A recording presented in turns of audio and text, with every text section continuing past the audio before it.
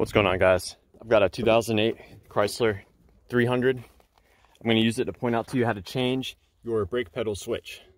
So this one's a little bit demolished, so it's easy to get to. But what you could do is pull this piece out. I think there's some screws down here that hold it up, or actually just pins. So you would get at it from the bottom.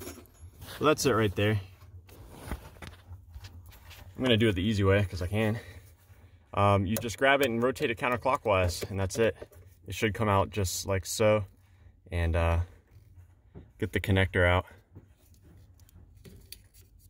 You'll need like a flathead screwdriver to push up in there. Pop the green piece up and out, and then you can disconnect it. The new one, it's basically the same thing.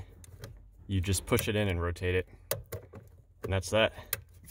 I hope this was helpful. Let me know if you guys have any questions, or more importantly, any advice about how to troubleshoot the brake lights on your Chrysler 300.